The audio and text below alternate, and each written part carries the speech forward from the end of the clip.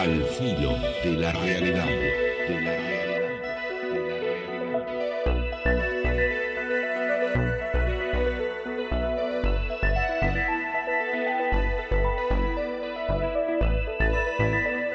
Continuamos en Al filo de la realidad. En el programa de hoy vamos a tocar, por fin, hay un montón de gente que va a saltar de alegría por lo que voy a decir ahora. Vamos a tocar en la extensión y en la profundidad que el tiempo nos lo permita el tema de las apariciones marianas, el tema de las reales o supuestas manifestaciones de la Virgen dentro y fuera del contexto del catolicismo. Y vamos a tratar de hacernos espacio a codazo limpio para presentarles una teoría que está ganando predicamento en los últimos años. ¿Se trata realmente de fenómenos sobrenaturales?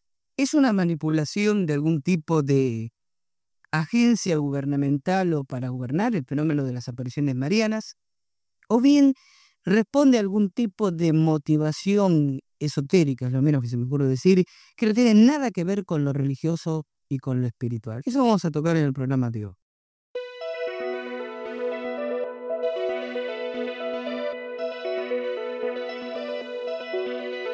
Al filo de la realidad.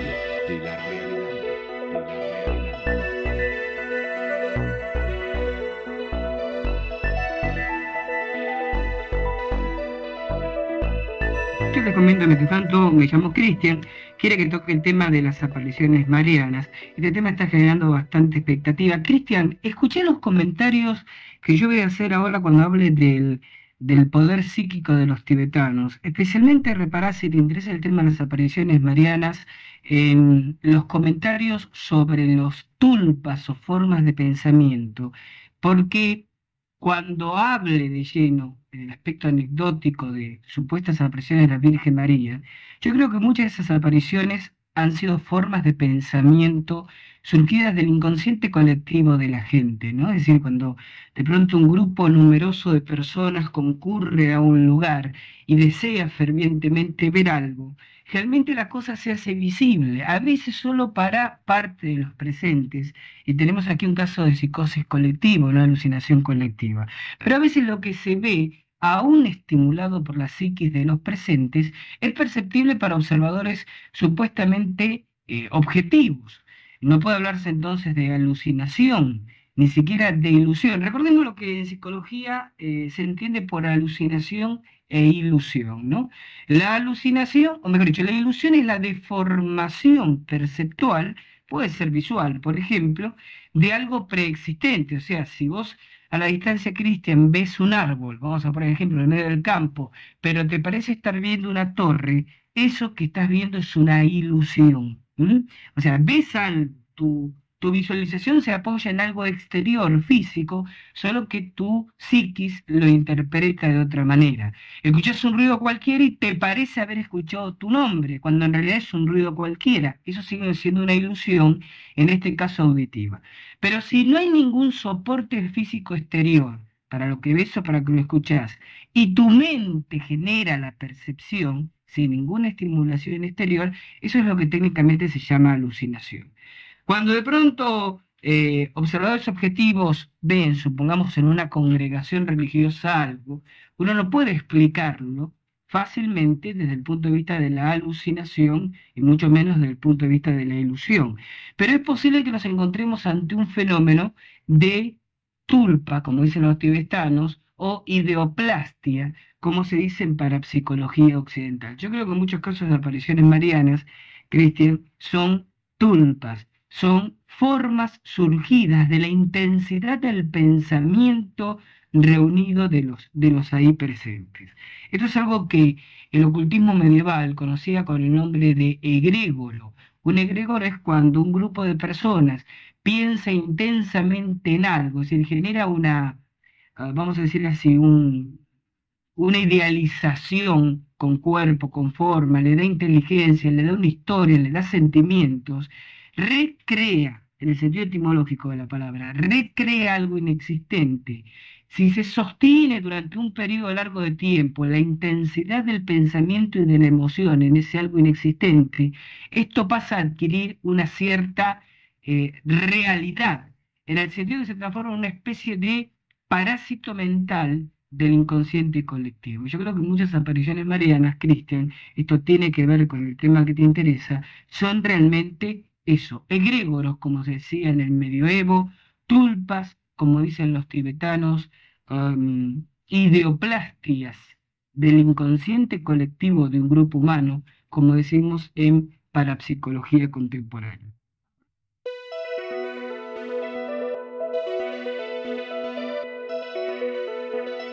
Al filo de la realidad, de la realidad, de la realidad.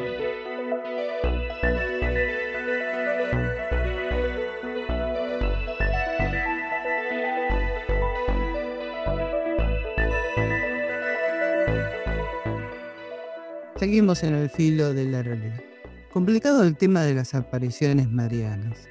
Un tema que tiene muchas aristas, sobre todo aristas filosas, porque yo siempre digo que hay tres temas de los cuales el argentino se cree habilitado para hablar sin ningún conocimiento previo. De política, cuatro.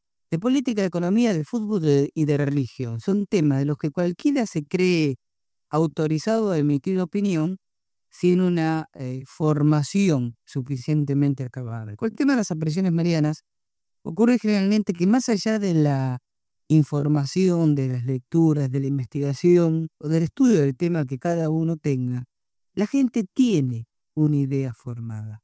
O cree o no cree, o acepta que pasan cosas raras, o piensan que todo es una soberana tontería, ¿no? Se confunde la psicosis colectiva con la manipulación, y quizás en el tema de las apariciones marianas haya un poco de todo eso.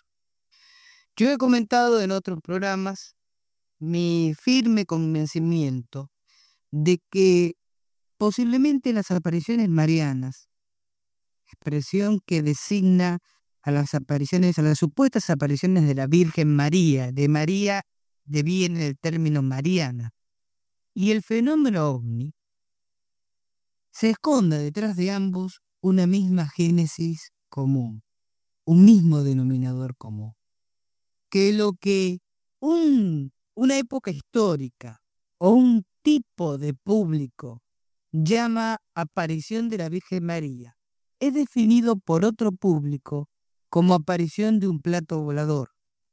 Yo siempre dije que hay un fenómeno que se viene manifestando desde los más remotos orígenes de la humanidad. Y es que como que cada época histórica le da una interpretación particular. O deberíamos decir, cada público con determinada educación, determinada tradición, determinado condicionamiento cultural, lo interpreta a su manera.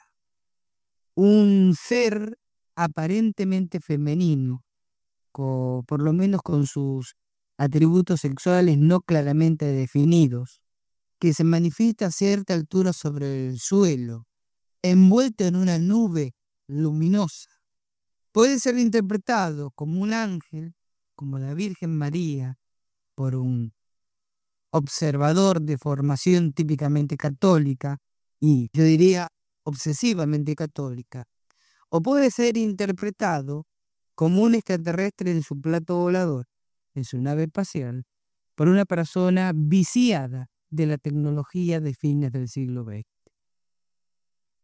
Ustedes podrán decir, bueno, pero la descripción de un ovni como nave extraterrestre es mucho más elucubrada y con detalles electrónicos, tecnológicos, que la hacen a la vista diferente de esa especie de, yo te había tentado decir, ícono tridimensional en que parecen transformarse las apariciones marianas. El problema es que la cuestión no es tan sencilla. Nunca estamos seguros, tanto cuando investigamos un caso ovni como cuando investigamos un caso mariano. ¿Qué es exactamente lo que el testigo vio? Esto lo he repetido en muchos programas y lo seguiré haciendo hasta tanto sea una especie de axioma mental, por lo menos en la psique de la gente que me escucha. Nunca el testigo de un fenómeno insólito ve la cosa como es, sino y acá hay dos subexplicaciones. A, deformado por sus prejuicios y sus preconceptos. Y B, y esto es muy importante en el tema que estamos evaluando, como la inteligencia que está detrás del fenómeno quiere manifestarse. Al igual que en una proyección tridimensional holográfica, una proyección holográfica por láser, donde la figura va a adoptar la forma que el emisor, situado a gran distancia, quiere que vaya adoptando. Seguramente aquello que el testigo de una aparición mariana ve, o que el testigo de una aparición ovni ve, no es como es en realidad, sino de acuerdo como la inteligencia quiere que el testigo lo vea. Claro, ustedes se preguntarán, bueno, pero ¿para qué esta inteligencia que se mueve detrás del fenómeno va a tratar de adoptar una manifestación distinta ante cada testigo o acorde a la mentalidad de cada testigo? La explicación es casi automática. Precisamente para manipular el inconsciente del testigo. Yo tengo mi opinión formada, se las voy a comentar, sobre el porqué de las apariciones marianas. La tengo formada desde hace bastante tiempo y a medida que voy indagando y voy profundizando en estos temas y voy investigando casos o voy recogiendo material de biblioteca, más me voy convenciendo, por mucho que, o por poco que me guste, o por mucho que me moleste esta teoría que les voy a comentar, que aparentemente el asunto pasa por ahí. Días pasados me encuentro con un librito que se los recomiendo. No estamos en Revolviendo la Biblioteca, en el segmento Revolviendo la Biblioteca, pero se los recomiendo. Las apariciones marianas.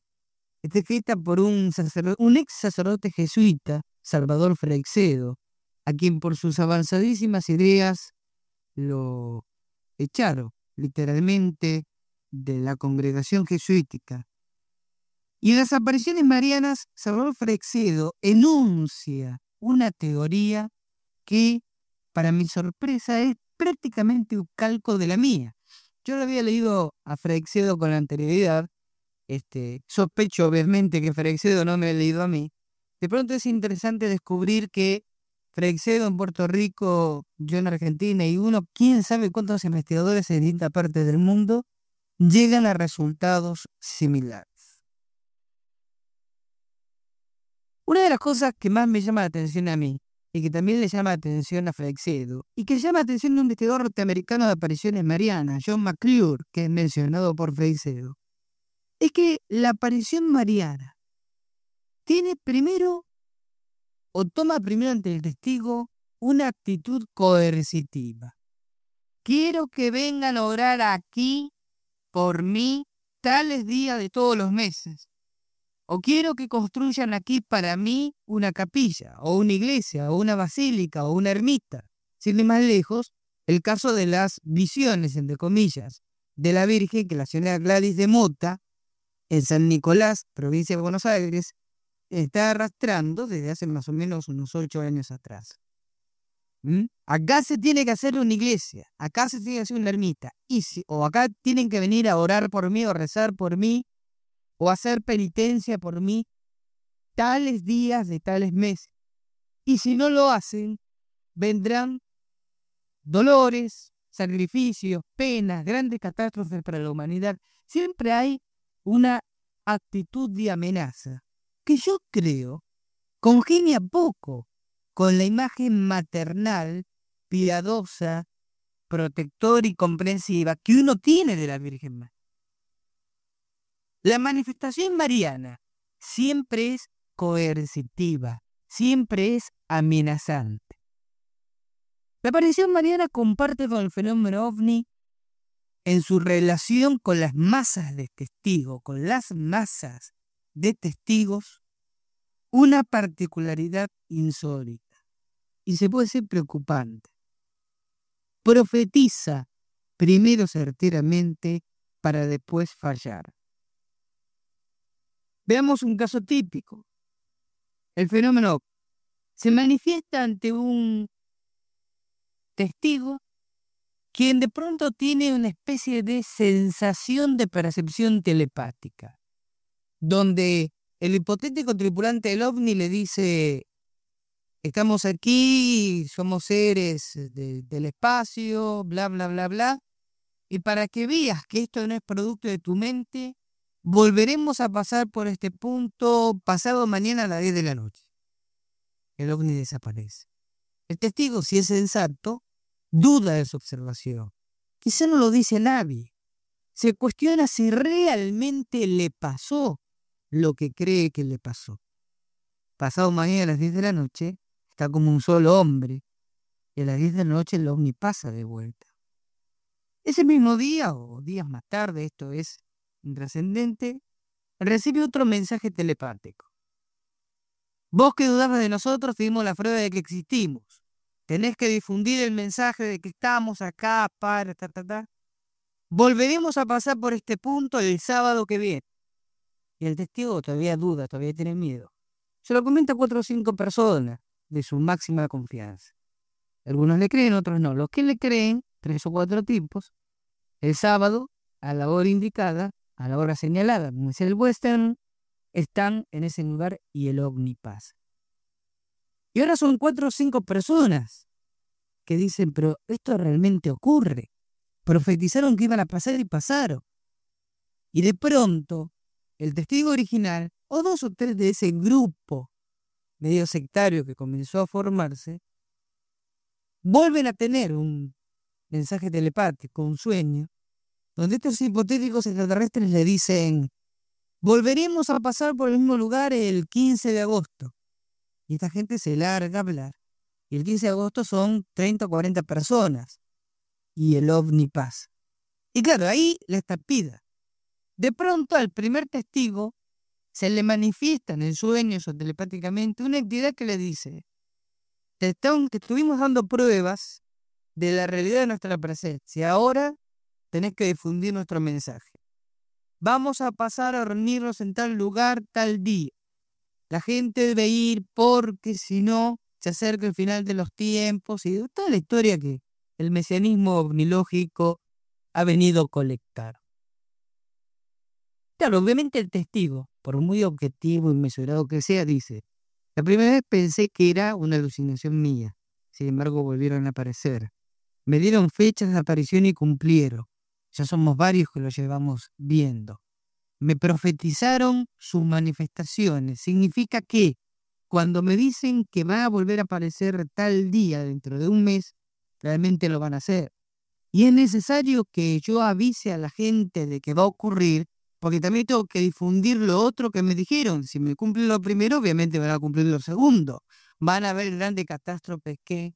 Entonces el pobre hombre va a la televisión, a la radio, a los diarios y dice: estoy en contacto telepático extraterrestre, me dijeron que tal día se van a manifestar masivamente sobre...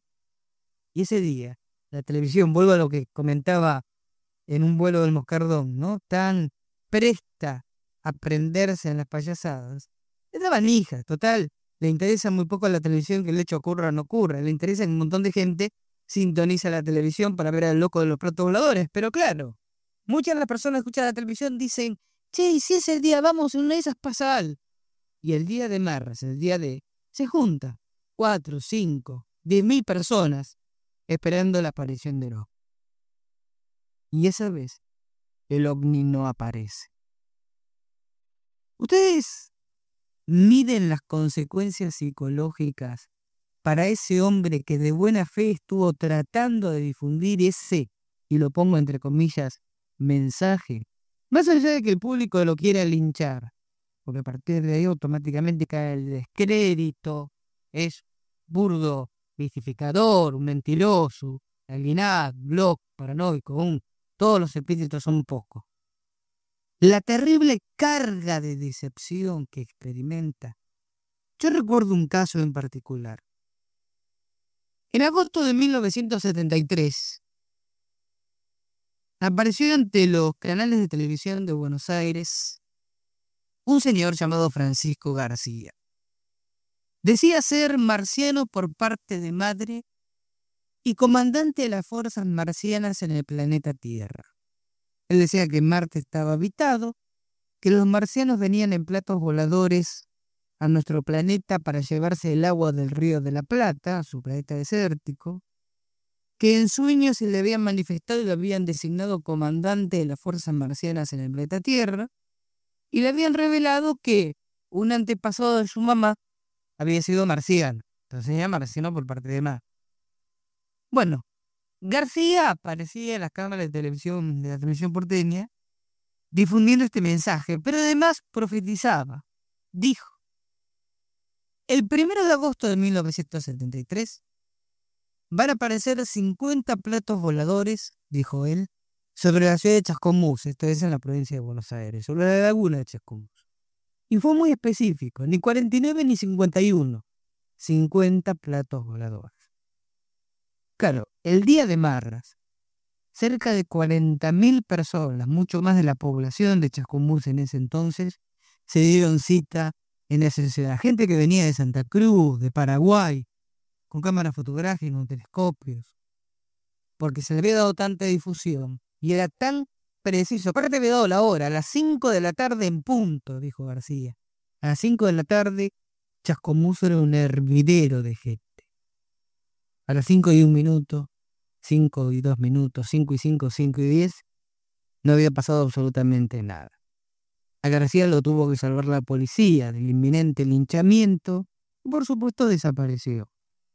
Tuvimos noticias, los que estamos en el tema, 2 años después de él, que estaba internado en un hospital neuropsiquiátrico. Un loco más, uno diría. Si no fuera que a las 7:30 de la tarde, cuando la multitud se había desconcentrado, un ovni, un objeto al cual se le estimaba aproximadamente 5 metros de diámetro, de intenso color anaranjado, pasó volando muy bajo y muy lentamente sobre la laguna de Chascomús. ¿Qué lectura tiene esto? García se mintió, se equivocó, y la aparición del ovni fue mera casualidad. ¿Pero qué dice el cálculo de probabilidades? ¿Cuántas probabilidades habría de que 2 horas y media más tarde, y en el exacto lugar geográfico, que un sujeto pronostica la aparición de ovnis, uno de estos objetos se desaparecerá? ¿No es más lógico quizás suponer que la inteligencia que se mueve detrás de este fenómeno lo empujó a García a generar semejante mare magnum y concentración humana en ese punto para finalmente manifestarse después que la bronca, que la desilusión, que la decepción había sido ya vomitada por todos los presentes? Hablando del tema ovni, vuelvo de las apariciones marianas. ¿Por qué esa insistencia en reunirse en determinados lugares? ¿Por qué esos lugares han sido históricamente centros de culto? Antes de que fueran enclaves de religiosidad católica, los lugares de apariciones marianas fueron, por ejemplo, zonas de culto indígenas. Todos sabemos o todos conocemos la historia de la Virgen de Luján, en la provincia de Buenos Aires. ¿Por qué se consagró la Virgen en las afueras de la ciudad del entonces poblado de Luján? Porque la Virgen ha llevado una carreta a Catamarca y dice la historia, 3 veces quebró su eje en ese punto y se interpretó como una señal de la Virgen de que quería quedarse en ese lugar. Y se construyó la Basílica de Luján. Lo que la mayor parte de la gente no sabe, que ese mismo punto era una región de cultos a la fertilidad de los primitivos querandíes que habitaban el lugar. O Itatí, Punta de Piedra, en lengua baníes, que es la lengua de los indios guaraníes, en la provincia de Corrientes. Zona de una manifestación religiosa, de una manifestación católica, como es la aparición de una virgen, la Virgen de Itatí, entronizada en ese lugar. Donde mucho antes, los primitivos arandú, el arandú es el sabio guaraní. Arandú significa en apañé el que escucha los sonidos del cielo. Miren qué interesante. Ahí en Itatí realizaban cultos a la luna. O la catedral, la antiquísima y psicológicamente poderosa catedral de Cusco, en Perú, que está levantada sobre las ruinas de un gran templo dedicado al sol de los antiguos incas. O el lugar donde apareció la Virgen de Guadalupe, en México, que era el mismo lugar donde se producían las materializaciones de Tonantzin, que era la gran madre serpiente de las parturientas de los antiguos aztecas. Yo les digo antes de ir al siguiente tema musical, porque tiene que ver con esto que estamos hablando, y no se hagan problema que si el tiempo no nos alcanza, seguimos el próximo programa con el tema de las apariciones marianas. Y no me gusta leer, pero lo leo porque me va a permitir ahorrar un montón de conceptos. Un par de páginas de mi libro para psicología y ovnis en Entre Ríos, el último libro mío, donde yo hablo de la importancia del masivo pensamiento religioso en los grupos colectivos, en los grupos étnicos.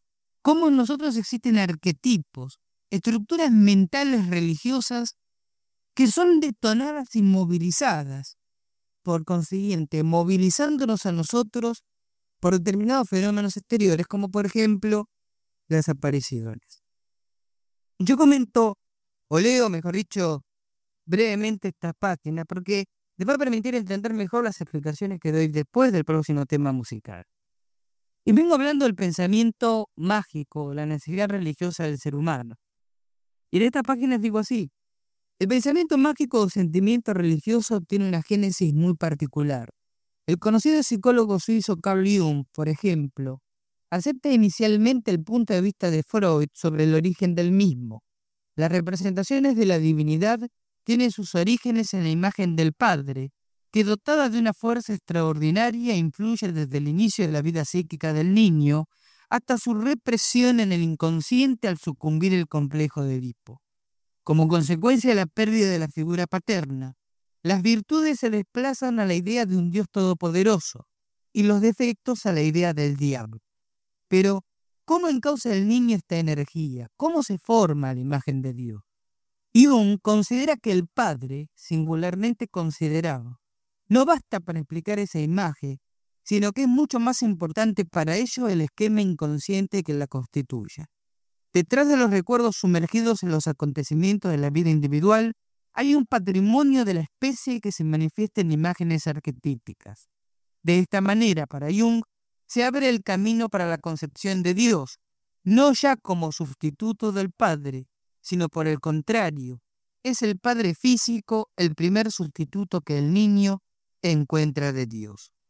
Basado en estas investigaciones, Jung concluye que el hombre posee una función religiosa natural, necesaria e inevitable expresión del dinamismo psíquico, cuya función es dar expresión consciente a los arquetipos. La religión, natural en el hombre, lo lleva a cobijarse bajo iglesias para sublimar las exigencias del medio que lo abruma, y en vez de posibilitarle la creación espontánea y libre, lo paraliza, le enquista. Aparece el temor a la crítica, incorporada como autocrítica. Y sobreviene entonces el ¿será bueno? ¿Pero qué es lo bueno? ¿Lo que tiene sentido para mí o lo que tiene sentido para los otros, según mi prejuicio o mi fantasía? Los arquetipos aparecen de manera particularmente apremiante en la religiosidad. Por lo tanto, la religiosidad es una actividad psíquica normal y hasta tiene un cometido equilibrador indispensable. La neurosis estaría vinculada a un debilitamiento o a una expresión unilateral o tergiversada de ello. Jung insiste en que la salud psíquica y la estabilidad del ser humano depende de la correcta expresión de la función religiosa natural del hombre, y establece una interesante relación entre salud psicológica y verdadera religiosidad.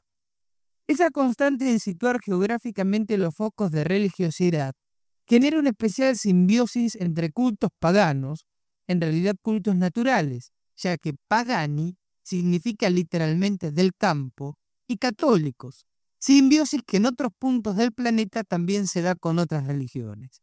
Se verá entonces que existe fundamento para suponer que ciertos lugares tienen, aunque sea solo por tradición, leyenda o mitología, una fuerza psíquica particular, algo así como un cesto de residuos mentales que puede determinarse parapsicológicamente.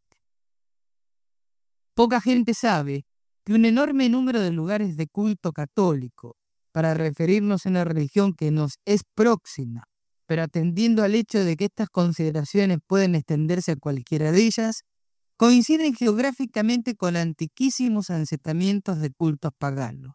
Así, por ejemplo, las catedrales de Chartres y Notre Dame de París están edificadas sobre los puntos exactos donde la historia registrara emplazamientos dolménicos. Un dolmen es una construcción sacra prehistórica como una mesa gigantesca. Cuando es solo una piedra enhiesta se llama menhir. Dos menhires soportando otra horizontal es entonces un dolmen y un grupo de menhires en círculo un cromlech. La Catedral de Cusco en Perú tiene como fundamento basal los cimientos del antiguo templo incaico elevado en honor a Inti Viracocha. El asentamiento de la Catedral de Luján en la provincia de Buenos Aires era antes del Milagro, punto obligado de rituales de culto a la fertilidad por los aborígenes. Esa reiteración en la elección del lugar sacro, sobre lo que podríamos abundar en ejemplos, es un proceso totalmente inconsciente, ya que las más de las veces los modernos sacerdotes y constructores han ignorado por completo las referencias litúrgicas de la antigüedad, atinentes a ese lugar en particular. Debemos concluir entonces que es el lugar geográfico el que posee un aura particular, permanente al paso del tiempo, que polariza las tendencias místicas y religiosas de las generaciones por venir, y que es amplificado cuando en ese punto se levantan construcciones que respetan determinadas proporciones sagradas. Todo esto, por ejemplo cercano, podemos remitirlo al pueblo de Itatí, en la provincia de Corrientes. Es una buena ilustración, aunque puedo garantizarles que en Paraná y otros puntos de Entre Ríos, algunos casos que comentaré párrafos después, se respira esa sensación de que los lugares están vivos. Las casas antiguas no solo nos observa, también puede sentirse a disgusto con nuestra presencia y rechazarnos. Creo que no es la casa como construcción, sino como el ya referido foco psíquico. Pero volvamos a Itatí, a ese ejemplo de sincronicidades y remanencias psíquicas acumuladas geográficamente. Alrededor de 1580, un grupo de indígenas observó sobre las márgenes del Paraná manifestarse repetidas veces a una figura femenina que, según los sacerdotes del lugar, se trataba de la Virgen María. Se realizó una reproducción tallada en madera y se levantó el primer santuario. Al paso de los años, el boato religioso impresionó a un número creciente de indígenas, llevándoles a convertirse, lo que se tomó como una gracia más de la señora. Hoy en día, la Basílica de Itatí congrega todos los años a un número tan elevado de promesantes que nada tiene que envidiarle a otros centros religiosos del mundo. Pero hubo varias cosas que llamaron mi atención. Por ejemplo, el hecho, desconocido por el público, que durante siglos en ese mismo paraje, los chamanes o hechiceros, avipones y huacayos realizaban sus ritos lunares. Ciertamente, fueron los huacayos un pueblo de aborígenes muy particular. Sus últimos representantes fallecieron hace algunas décadas en la localidad de Santa Ana, altos, de ojos claros y cabellos pelirrojos, extrañamente parecidos a los indios guayaquíes del Paraguay, de los cuales se afirma que son descendientes degenerados de navegantes vikingos perdidos en la selva amazónica entre los siglos 8 y 10. Pues bien, por otra parte, no hay otro testimonio más que el de los sacerdotes, por el cual podamos estar seguros que lo que los indígenas vieron fuera realmente una virgen y no una figura femenina con otro simbolismo. Ciertamente, la Virgen de la Talla era morena antes de ser restaurada a comienzos de este siglo, y cubiertas sus mejillas de un rozagante color europeo. Ciertamente también pienso que si era morena no se debía a una hipotética y piadosa intención de aproximarse así más al corazón de los indios, sino que era así obviamente como se presentó. Pero hubo algo detonante. Itatí, en lengua baní, el dialecto de los indígenas guaraníes, significa nariz o punta de piedra, ¿Y dónde había visto yo una asociación similar entre la palabra piedra y la visión de una virgen por indígenas? Pues en México. Juan Diego, un indio que en la sazón contaba con 57 años de edad, se encontró el 9 de diciembre de 1531 en las cercanías de Ciudad de México con una figura rodeada por una nebulosidad brillante, que aparentaba ser una joven mexicana de unos 14 años y de maravillosa belleza, quien además habría manifestado que quería ser llamada Santa María de Guadalupe, o al menos eso dedujeron los españoles. Es significativo hacer notar que la antropóloga Ethel Cook Elliott apunta que el fonema indio, en lengua náhuatl, pronunciado por la aparición y con el que se dio a conocer, se pronuncia Selcualaupe, que los conquistadores adaptaron a su antojo. Es decir, las diferencias idiomáticas entre el español y el náhuatl hace que si un indígena diga Selcualaupe, entiendan o quieran entender los españoles Guadalupe. Selcualaupe significa serpiente de piedra pisada. Los europeos respetaron en algo esta traducción, con lo cual, de paso, traicionaron su verdadero origen. La Virgen es representada pisando una víbora, lo que nos retrotrae a las viejas leyendas de los pueblos y tribus mexicanas, muy anteriores a la llegada de los conquistadores a América. Walter Wenz, por su parte, sostiene que la aparición no era la Santísima Virgen, sino la diosa mexicana Tonantzin o mujer serpiente, invocada generalmente por las comadronas y parturientas, ya que presidía los nacimientos. Concluyó, por tanto, que un trasvasamiento cultural similar ocurrió en el caso de Itatí. Realmente, me gustaría saber cuáles fueron las reales palabras que oyeron los indígenas guaraníes testigos de la aparición. La idea más o menos entonces, ¿cuál es? En ese lugar se manifestaba Tonantzin, y con el advenimiento de los españoles, Tonantzin aparece manifestándose y haciéndose pasar sincréticamente, uno estaría tentado a comentar, a decir, se hace pasar por la Virgen María.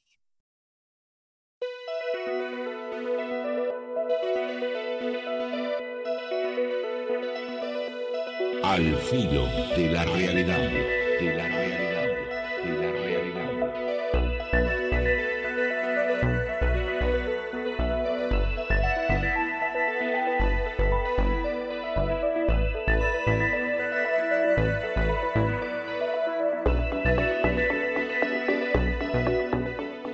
Lo prometido, vamos a redondear el tema de las apariciones marianas. Ustedes saben, los que me vienen siguiendo hace tiempo, esto lo saben perfectamente, yo no soy amigo de leer frente al micrófono. Ni frente al micrófono, ni cuando me toca decir las palabras alusivas, ¿no? Ni hablar en charlas ni conferencias. Prefiero trasuntar lo que es producto absolutamente legítimo de mi reflexión. No comentarios espurios que quizás en última instancia responden más a la comodidad de no esforzarse en masticar lo leído que en reflexionar y sacar conclusiones a partir de allí.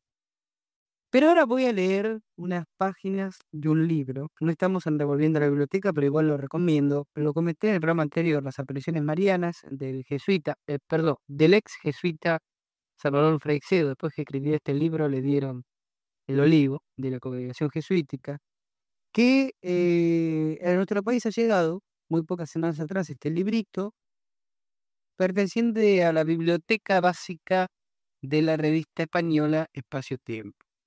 En las apariciones marianas, yo comentaba en nuestro encuentro anterior, Freixedo refleja un punto de vista que para mi alegría y para mi sorpresa coincide plenamente con mi punto de vista. Entonces, para evitar extenderme innecesariamente sobre las consideraciones que hice una semana atrás, leo estas páginas, leo estas palabras de Salvador Freixedo, que comparto plenamente, y que sintetizan creíblemente la manera de pensar que toda una corriente de contemporáneos investigadores, no solo dos locos, uno en Puerto Rico, Freixedo, y otro en Argentina, Fernández, piensan así.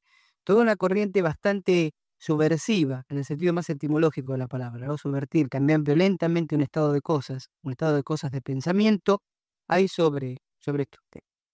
En una de sus páginas, Freixedo establece una asociación entre las apariciones marianas y el fenómeno ovni, y dice así: algún lector desconocedor del fenómeno ovni puede parecerle extraño que pretendamos ahora establecer alguna relación entre estos dos fenómenos, cuando a primera vista no tienen absolutamente nada que ver.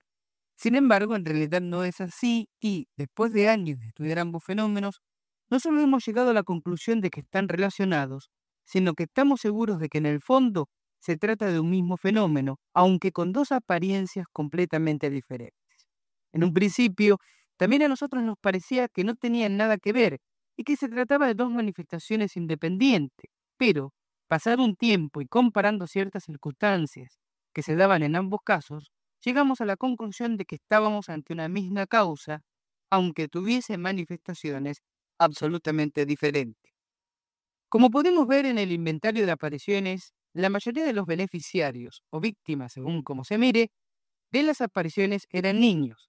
En el fenómeno ovni, en lo que a abducción, recuerden la palabra que define el secuestro de un testigo humano por presuntas inteligencias extraterrestres, en lo que a abducciones se refiere, nos encontramos con lo mismo.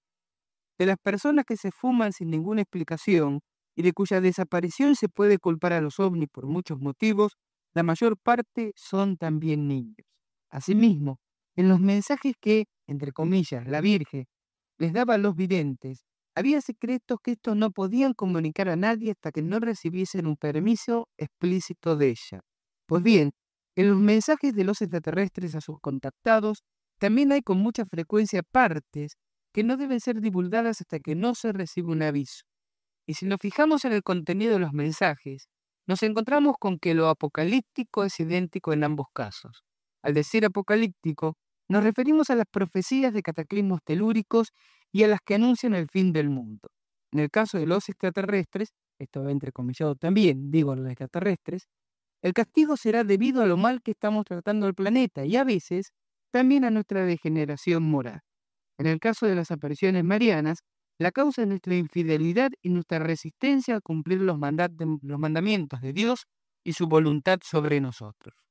Pero en ambos casos, el futuro que se presenta es muy malo para la raza humana, pues, según nuestros visitantes, marianos o cósmicos, nos esperan muchas calamidades contra las que apenas podemos hacer algo.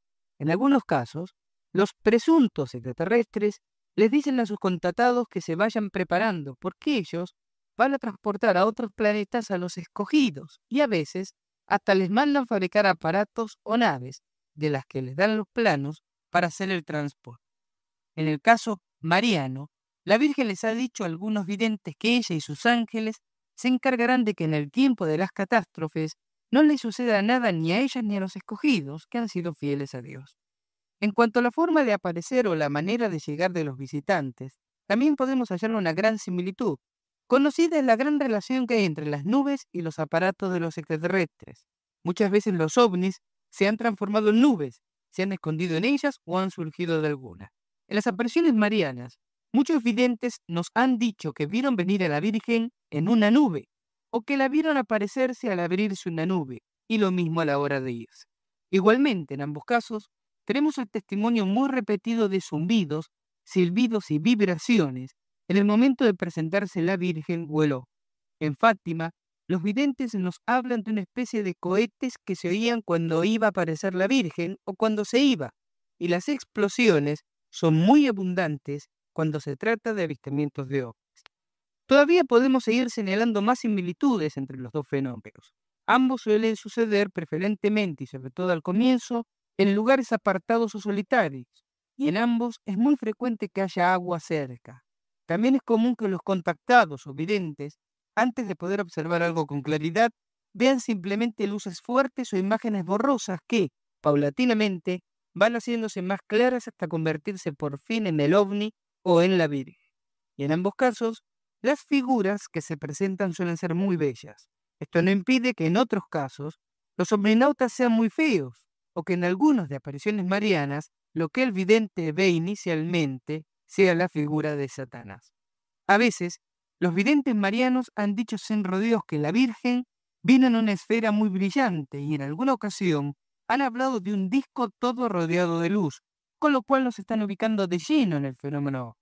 Y hasta en ciertos detalles muy particulares podemos hallar con relativa frecuencia semejanzas muy sospechosas. En Fátima, por ejemplo, a pesar de haber caído una lluvia abundante y estar empapados los vestidos de los numerosos asistentes, tras la danza del sol, todos pudieron comprobar que sus vestidos se habían secado instantáneamente, y lo mismo sucedió en otras apariciones. Pues bien, este fenómeno, el secado instantáneo de las ropas de los presentes, lo encontramos también, de vez en cuando, en lo que nos cuentan algunos contactados después de su encuentro con el ovni. Aquí yo agrego un comentario. En el campo de la omnilogía, sabemos que ese secado de ropas se produce por una radiación de microondas que emite el ojo. Y esto yo lo comenté en alguna ocasión hablando de las apariciones de ovnis en Victoria, por ejemplo.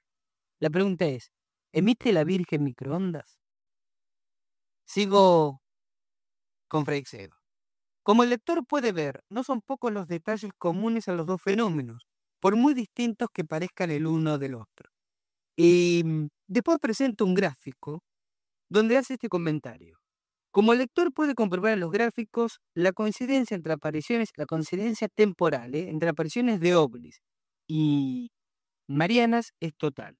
Los años 1947, 1950, 1954, 56, 58 y 68 son años de cresta en ambos gráficos.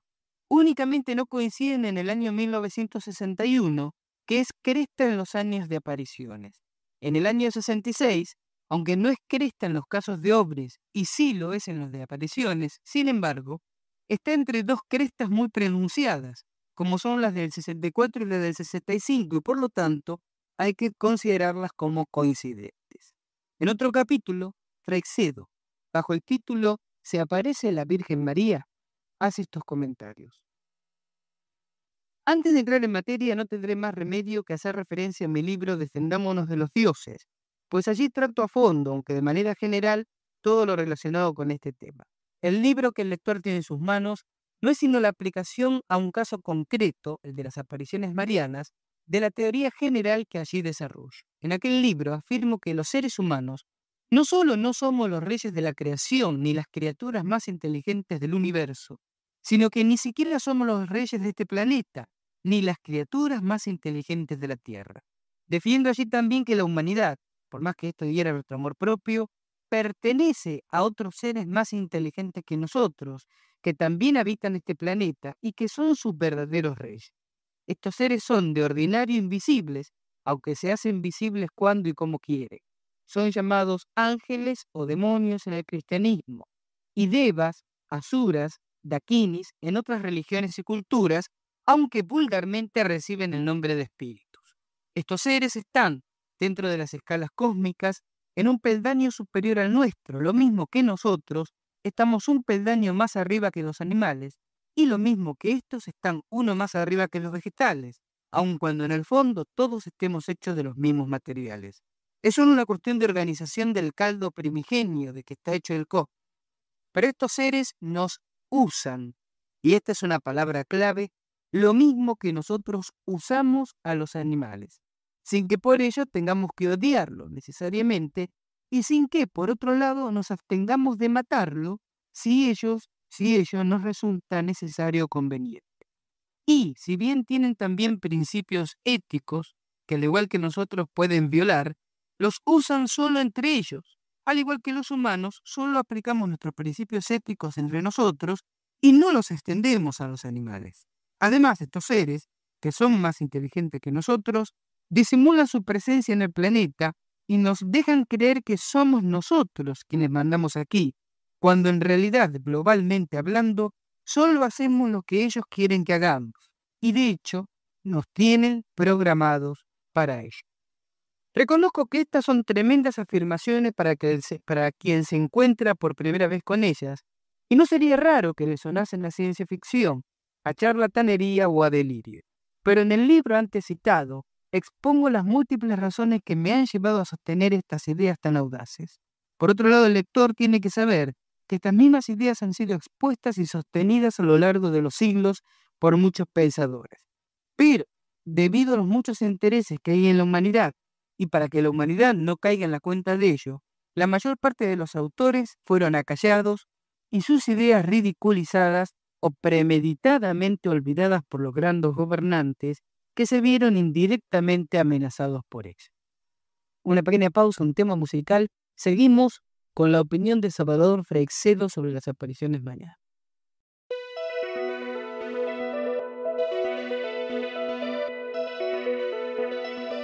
Al filo de la realidad, de la realidad, de la realidad.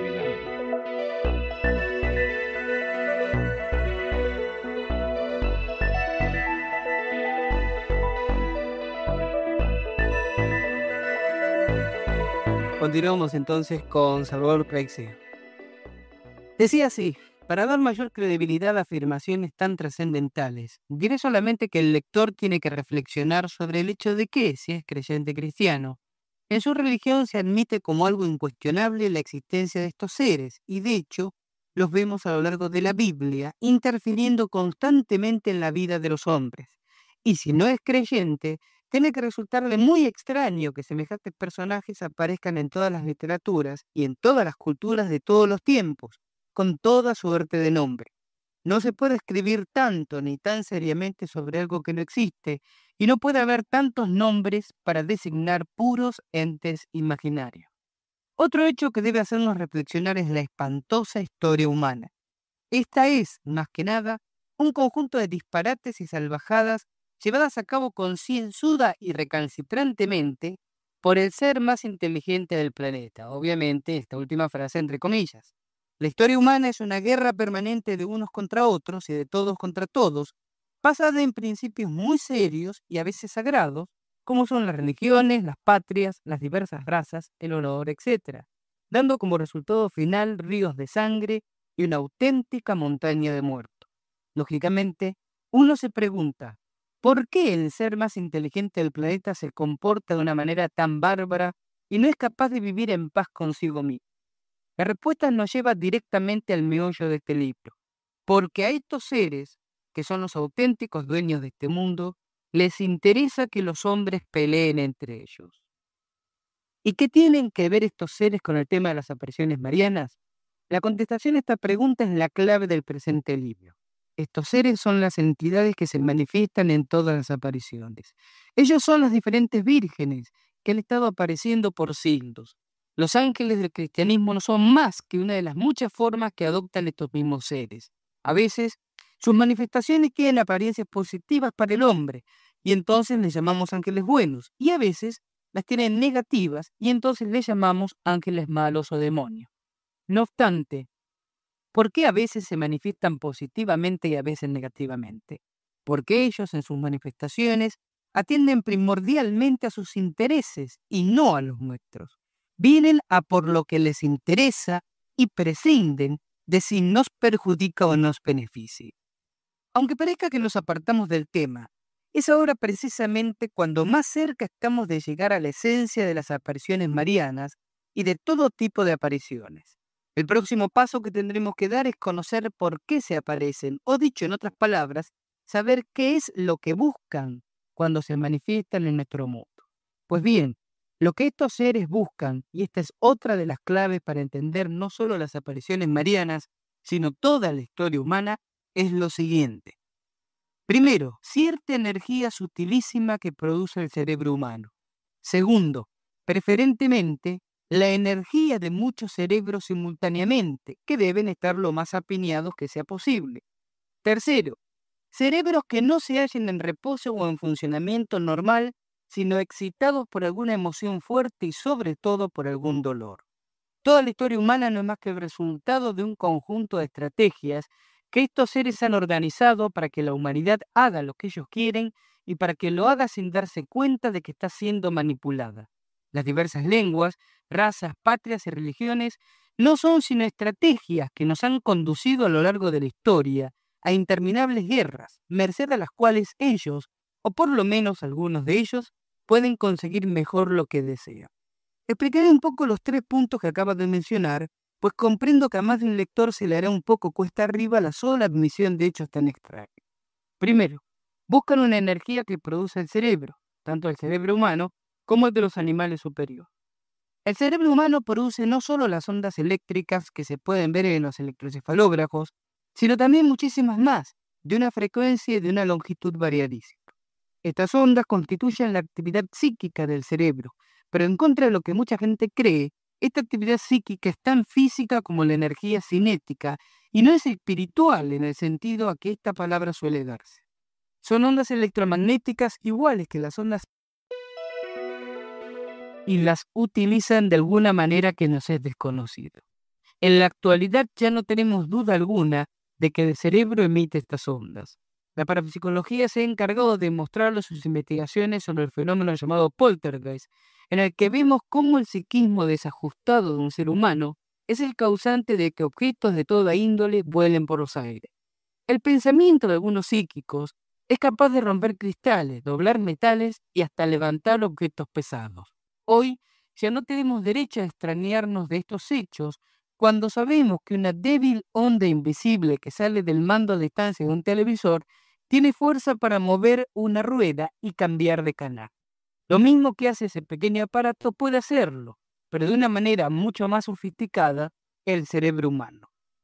Y creo que el haber descubierto que algunas de estas ondas que el cerebro humano produce son extremadamente agradables o útiles a estas entidades que secretamente controlan a la humanidad, es uno de los mayores logros que en el futuro se le podrán atribuir a esta época. Segundo, la energía o las ondas que produce un solo cerebro normalmente no son apreciables para estos seres. Lo mismo que la leche que produce una sola vaca no es suficiente para que un industrial lechero monte un negocio con ella. Por eso ellos tratan de apiñar en un reducido espacio a la mayor cantidad posible de gente, para así poder sumar las energías de todo su cerebro. La estrategia que han usado siempre los dioses que nos dirigen desde las sombras ha sido la de dirigir los templos y los santuarios en los que se reúnen los devotos.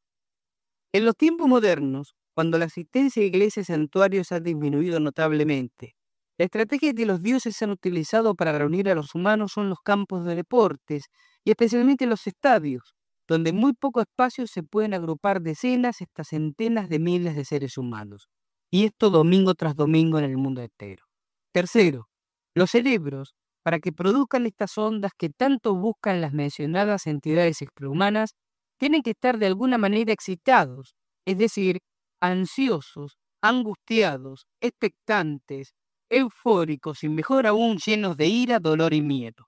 El dolor parece ser lo que más propicia la producción de estas ondas cerebrales, aparte de que se puede conseguir más fácil y rápidamente.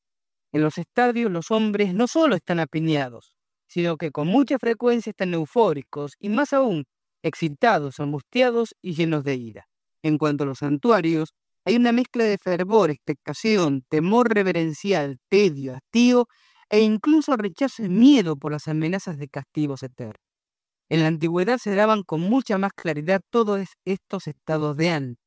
Es cierto que para bastante gente, sus creencias religiosas son motivos de consuelo, pero para la gran mayoría la desobediencia a unas creencias religiosas opresivas y absurdas se mantiene como una amenaza en el fondo de sus conciencias, y las prédicas que escuchan en el templo remueven esos temores que yacen en el fondo de sus almas.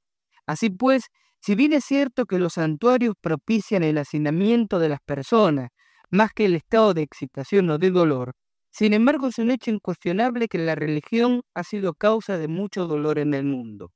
Las infinitas guerras religiosas, las hogueras de todas las inquisiciones, las mazmorras, los tormentos, los sufrimientos causados por todos los fanáticos con autoridad, las conquistas de pueblos para la fe, la opresión de millones de conciencias, están ahí para probar.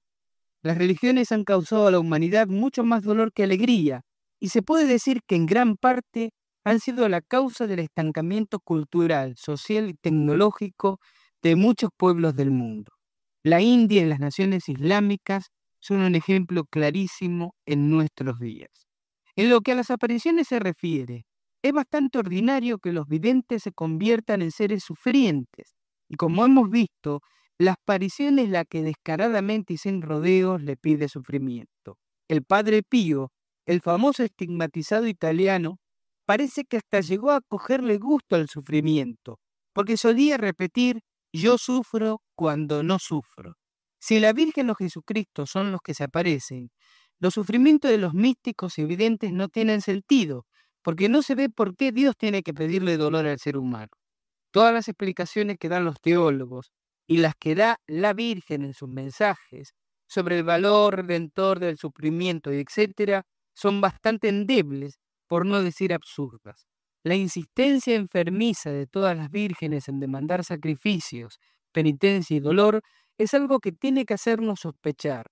La gran conclusión a la que indefectiblemente debemos llegar después de todo lo que llevamos dicho es la siguiente. La entidad que se manifiesta en las apariciones marianas dista mucho de ser la Virgen María. El lector se habrá dado cuenta de que a lo largo del libro, cuando escribimos la palabra mariana, lo hacemos entre comillas. Y la razón de este entrecomillado es que desde un principio no creemos que sea la Virgen María la que se manifiesta.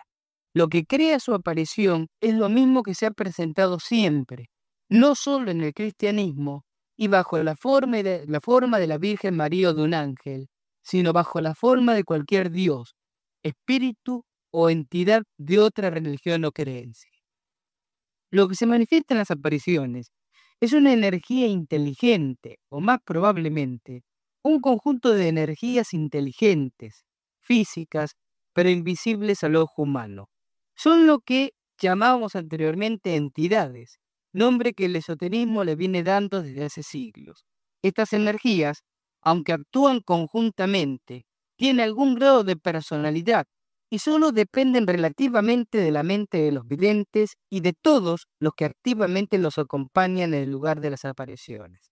Tanto los videntes como sus acompañantes proporcionan a estas entidades una energía suplementaria para hacer su presencia más palpable entre nosotros.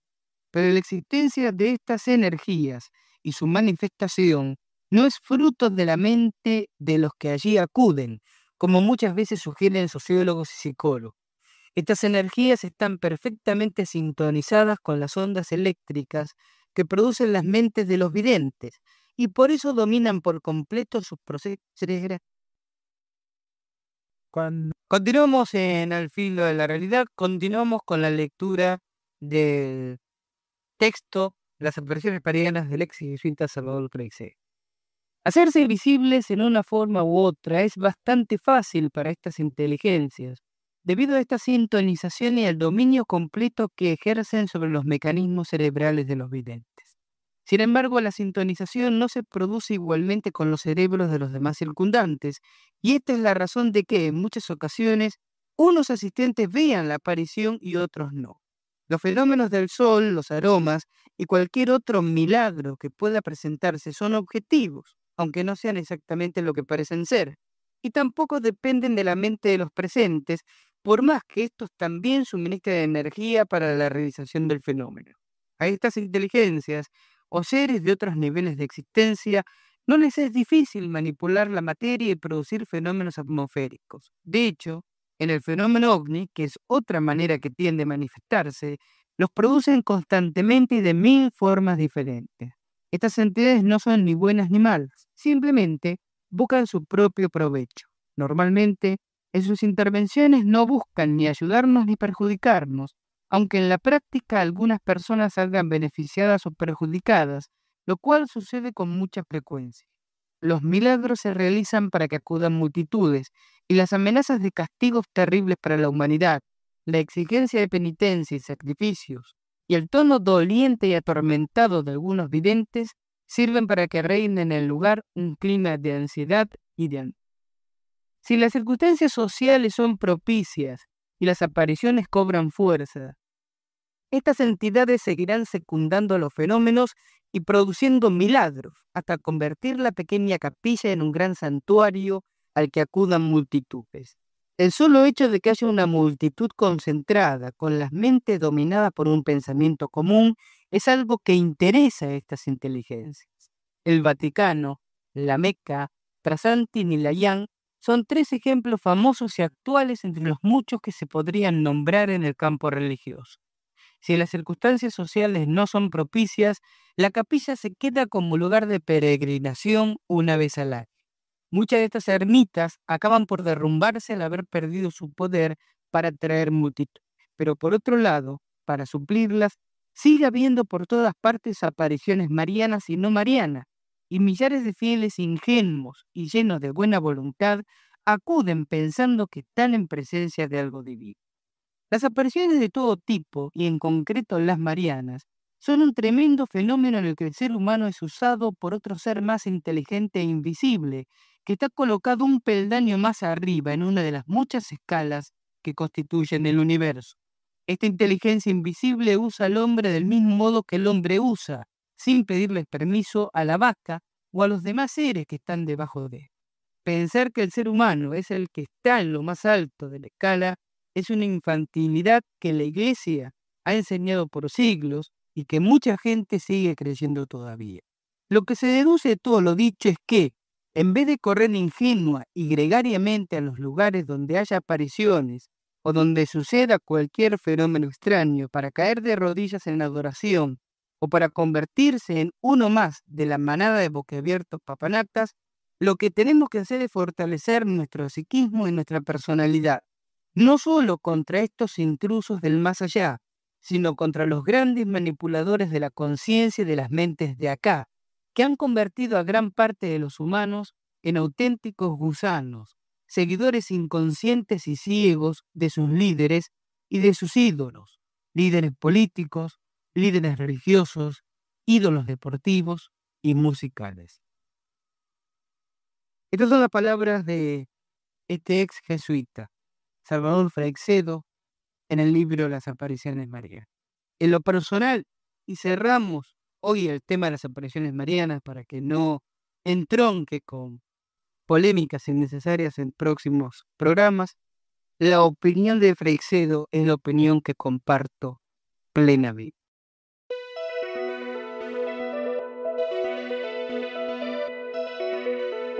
Al filo de la realidad.